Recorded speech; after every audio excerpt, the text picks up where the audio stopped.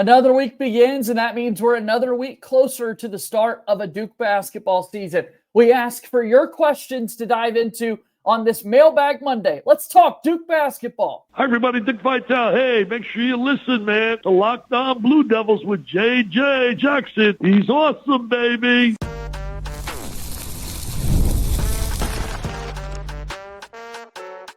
You are Locked On Blue Devils, your daily podcast on the Duke Blue Devils.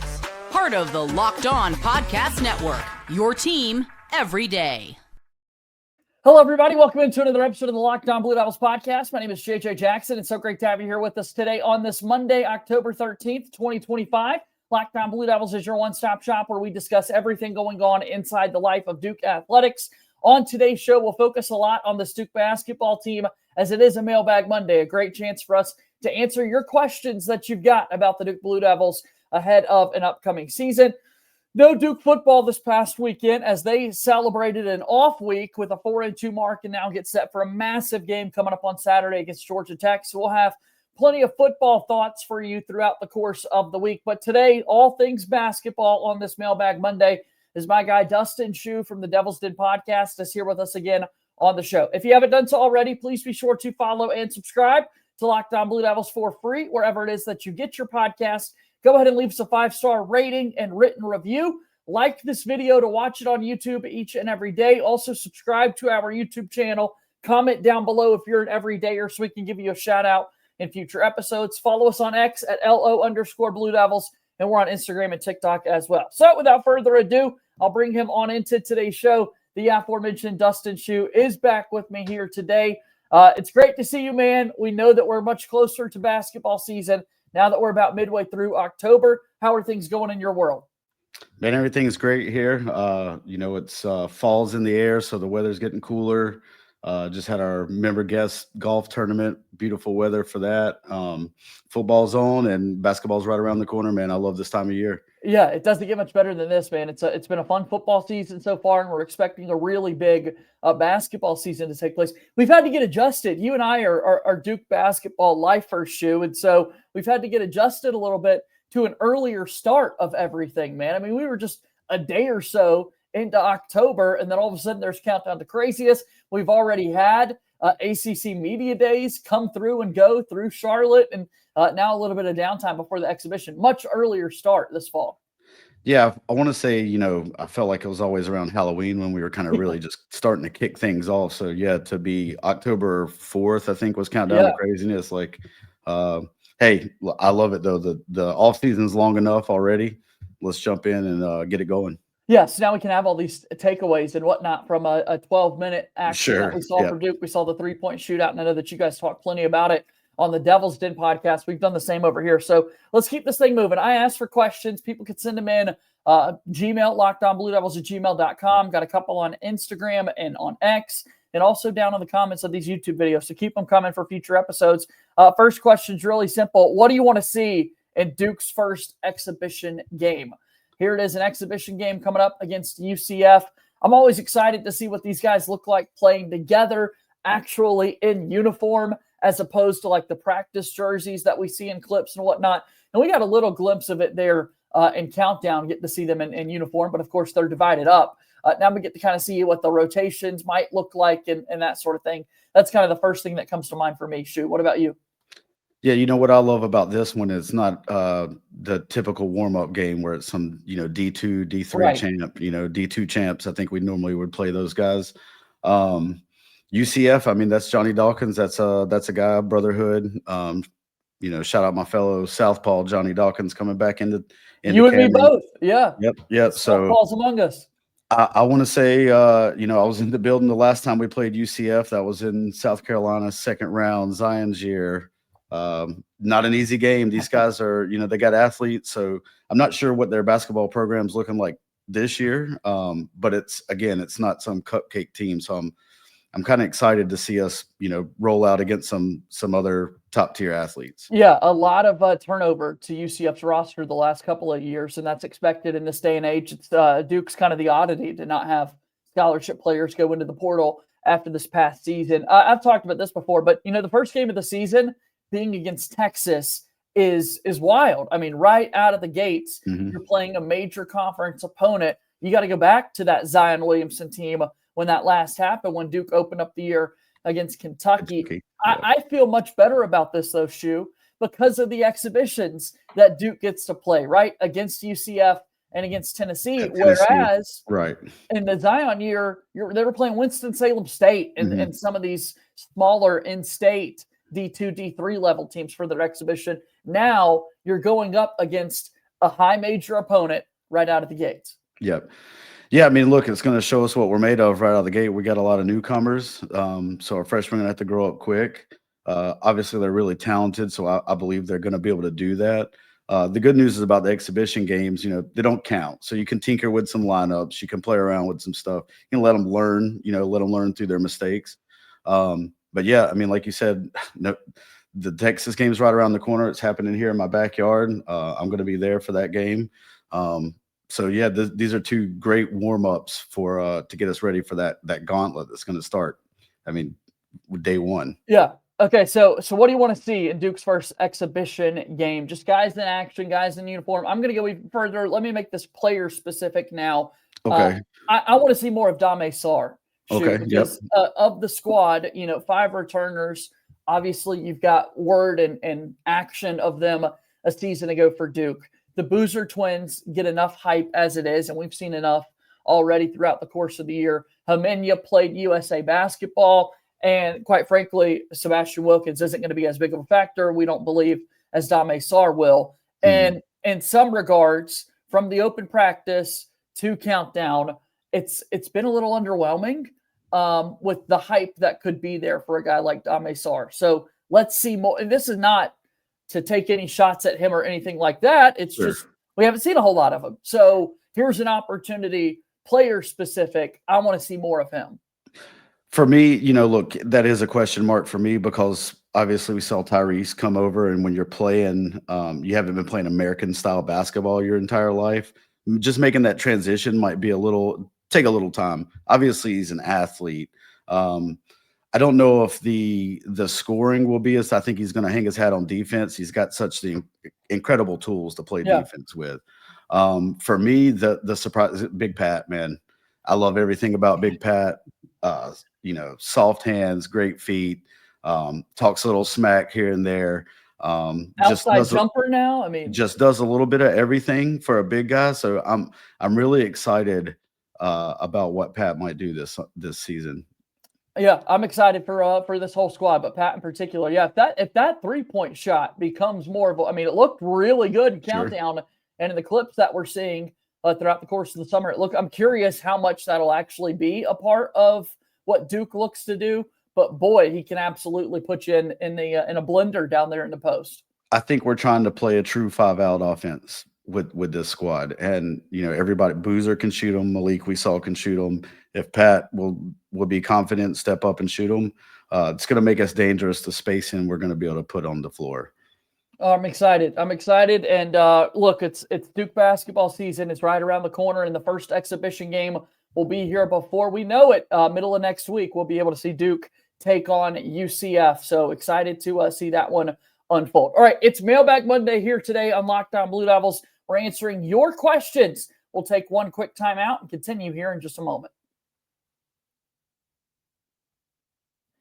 Locked On Blue Devils here today is brought to you by our friends over at Mazda. Mazda's moving the game forward for those who believe it's not about playing the game, it's about redefining it. There are moments that do more than put points on the board. They move crowds, move culture, and keep moving the game forward. This week's moment of the game that moved the game forward for Duke football is just the run that they've been on over the last couple of weeks. Duke coming off a bye week, so can't pick a specific moment from within that game, but turning it around once ACC play got here and finding yourself in an early deficit against NC State, putting together big drive after big drive to win that football game, carry that momentum into your next 2 conference games. And again, the big comeback that Duke had against Cal. The offense has found something and they're moving. When you follow what moves you, the unexpected is only the beginning. And just like there's more to every highlight, there is more to a Mazda vehicle. That's for sure. Mazda, move or be moved. It's a proud sponsor of Locked On Blue Devils. Our show today is also brought to you by our friends at Monarch Money. Most people can't name all their financial accounts or even what they're worth, whether it's 401ks, properties, or investments. And when you don't have the full picture in mind, you can end up leaving money on the table. That's why there is Monarch Money. It's an all-in-one personal finance tool that brings your entire financial life together in one clean, easy-to-use interface on your laptop or your phone.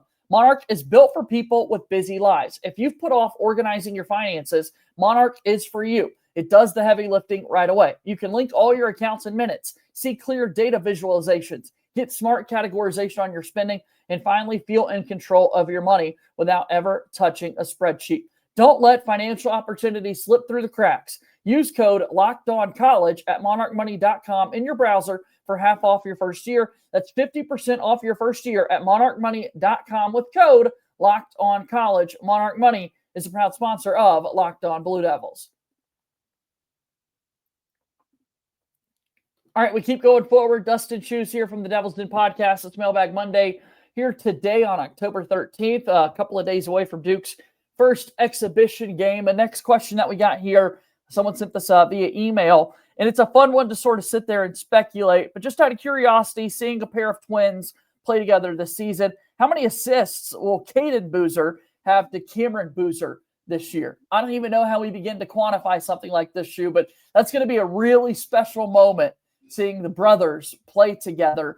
And you know they've had that chemistry since the day they were born. When they started playing organized basketball, they started playing together. I think we'll see tons of action between the two of them. I guess the question should be, will they have more than Mason and Miles had together? Which probably. Right.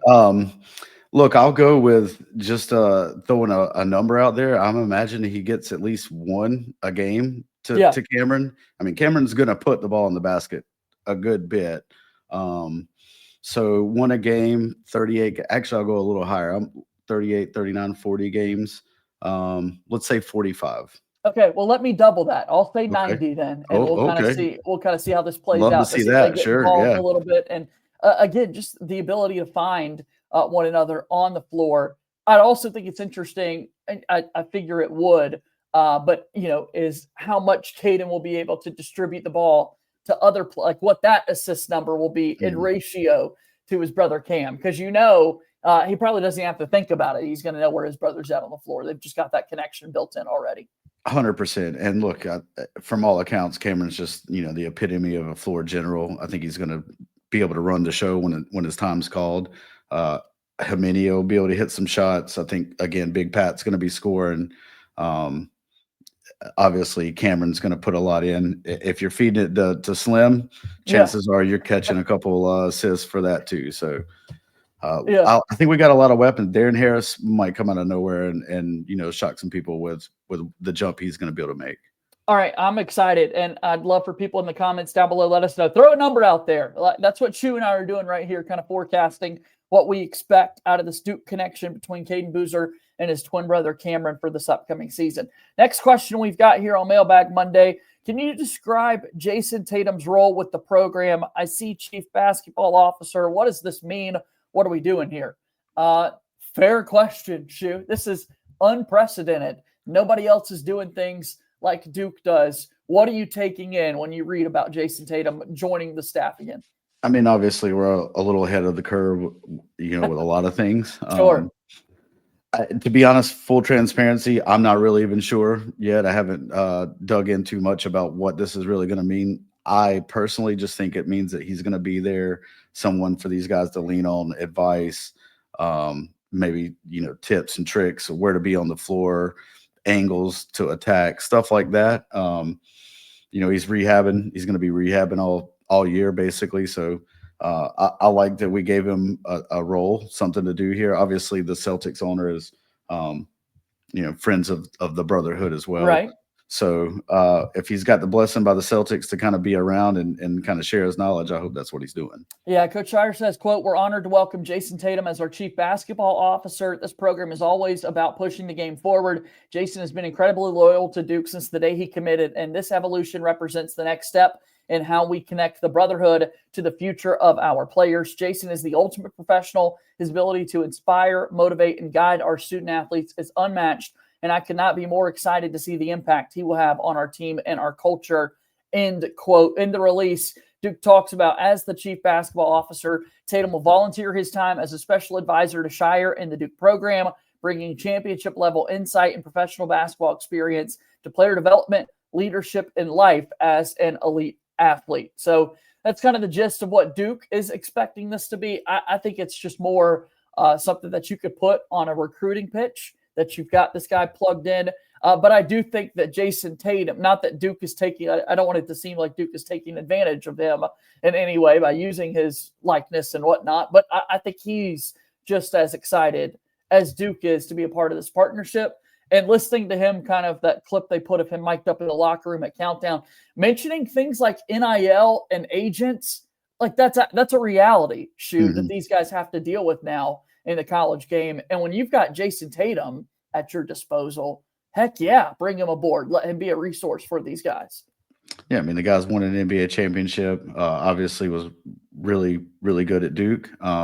Loves Duke, so I don't think, obviously he wants to be here as well. He watches every game, reps as hard, even, when he's with the Celtics. So just anything he can provide for our guys, whether it be, on-court advice or off-court advice, because like you said, the game's different today. There's a lot of things that these guys got to kind of watch out for.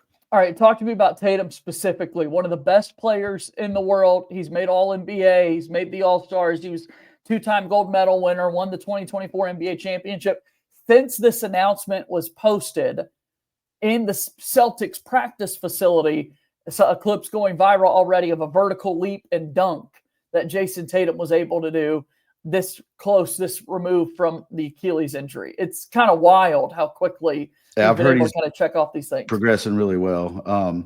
Look, the guys, Josh and Rollo and I follow recruiting hard, and Smitty would tell you, like, Jayson Tatum was the guy we wanted probably for the longest amount of time, the most. Like, that guy was just so smooth with his game. And, Josh is a big Kobe guy. I think he reminded him of Kobe. I just love the kid's, like, St. Louis swag. So I'm glad to have Jayson on the team when he committed and still with us today. Yeah, and just to see him put in the work that he's doing. Celtics, dunks, massive play Sunday night where we saw a poster from Wendell Moore Jr. Against the Cavs. That was I was happy for Wendell to kind of have that moment. He cocked that thing back, brother. And impressive that, it wasn't like a full court, kind of breakaway. Like, he wasn't in full sprint. He called it like a step or two gathered. Called it 18 feet out, took 2 steps, and just decided to cock the hammer on. That was Norchad O'Meara from Miami, right? Yes. Yep.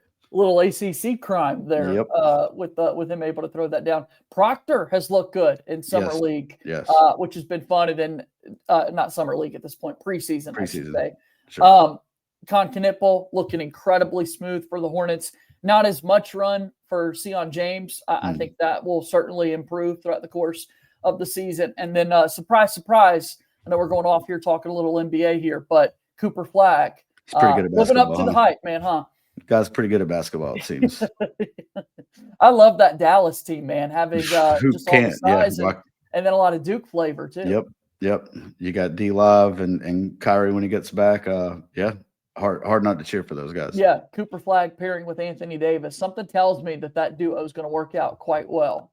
It's a tough team to score on. You know, don't bring in the paint. Yeah, no kidding. Got some shooters. Yeah, we've already seen a couple of help side blocks from Cooper in the preseason already, which has been really impressive. So excited to see that. And there's kind of a rundown of what we expect out of Jayson Tatum, his role with Duke basketball this upcoming season. All right, we've got a few more questions that we want to tackle here on Mailbag Monday. We'll take one more timeout and continue here in a moment.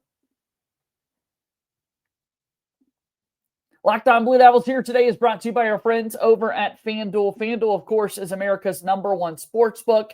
And with the NFL season being here, FanDuel has an offer you don't want to miss. How about our in-state Carolina Panthers? Keep pounding, as we say, with the big win over the Dallas Cowboys this weekend. We've got NFL action tonight, 2 different games to be aware of, as right now new customers can bet just $5 and get $300 in bonus bets if you win. That's right. Pick a bet, put down $5, and if it hits, you'll unlock $300 in bonus bets to use across the app.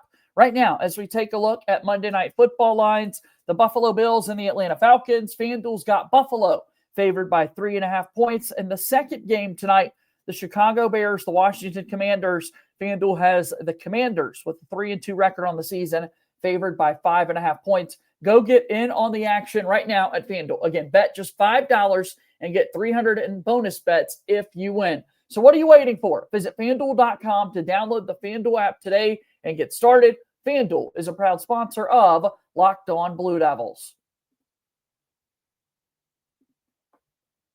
All right, last segment here today of the program, Mailbag Monday, and I've got my friend Dustin Shu here from the Devil's Den podcast. A couple of more questions here. Will Duke's 5 best players this season work together in the same lineup, or will there be too much positional overlap?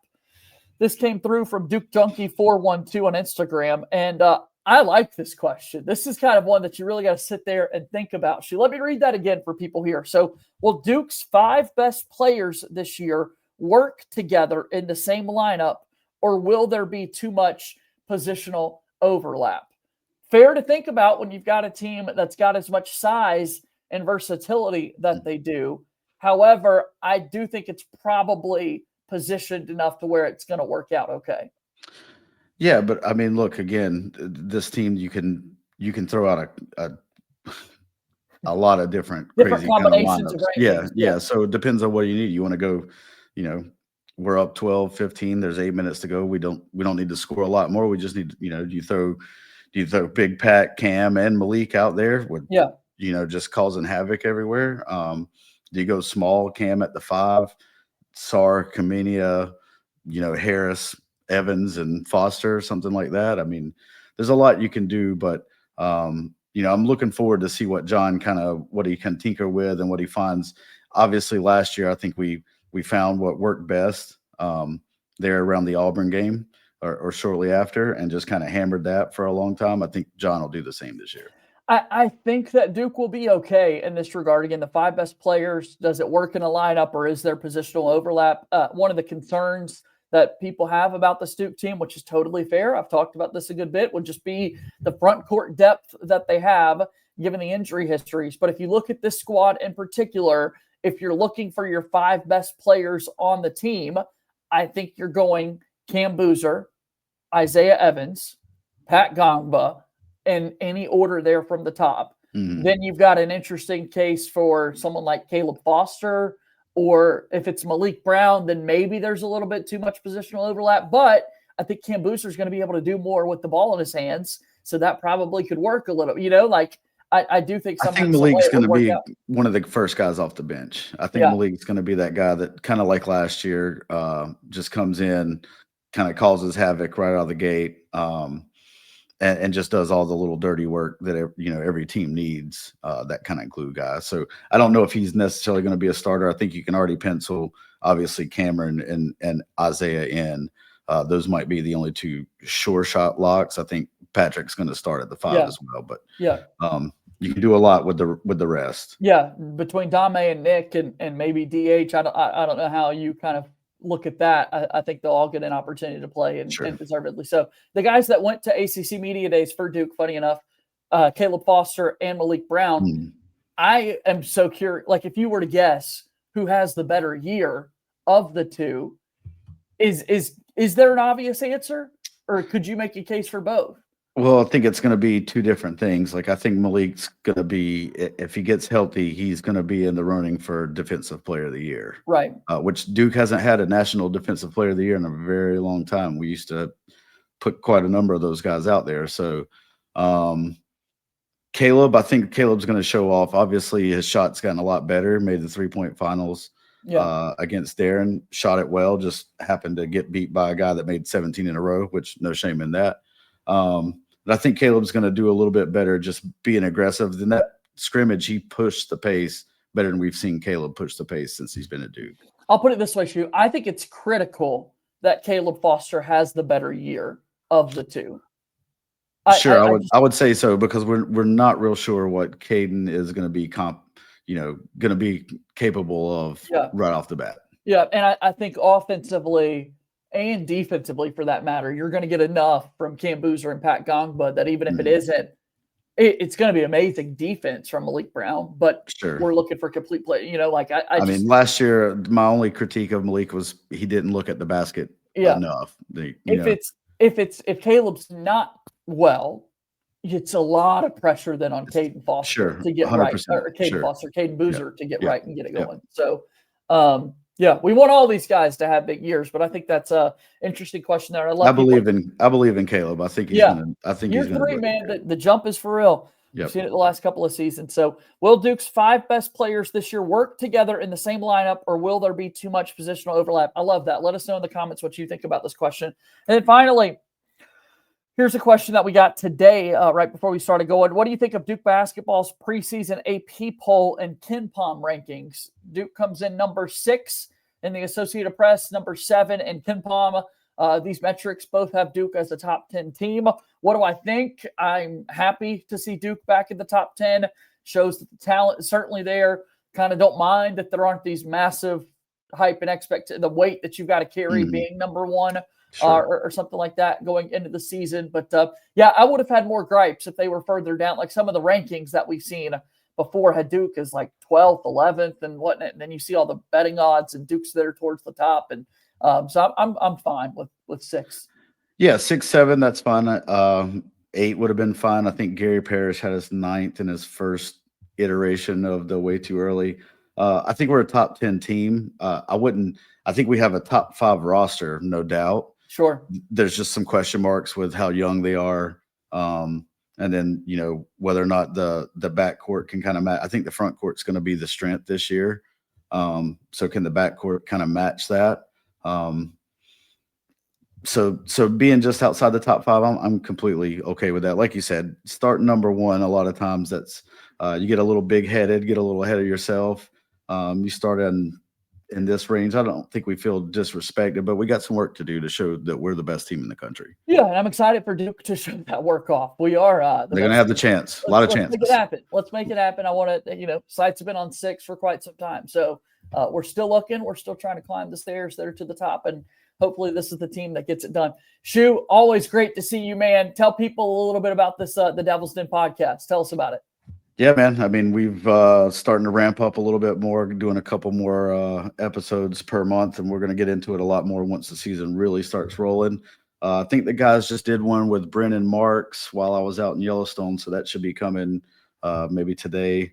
So check that feed out. I know we did John Shire back in the summer. If you didn't catch that was a great interview with him. Jamie Lucky, we got lucky to get Jamie Lucky on to kind of get a really fun conversation. Officials' point of view on some games. So interesting combo. So yeah, just check us out anywhere you get podcasts. The Devil's Den. It's a Duke Athletics podcast. It's great to see you, man. We'll talk again soon, Dustin. Okay. Appreciate it, JJ. That's Dustin Shu joining us here on the episode today of Locked On Blue Devils, and that brings this Mailbag Monday episode to a close. Thanks to everybody for your questions. If you've got questions that you'd like answered for future episodes, comment down below. Send us an email, lockedonbluedevils@gmail.com, or shoot us a message on X at LO_Blue Devils. Subscribe to us for free wherever it is that you get your podcast. Leave us a 5-star rating and written review. And as always, go Duke. I'll talk to you again tomorrow. My name is JJ Jackson. Thank you and good day.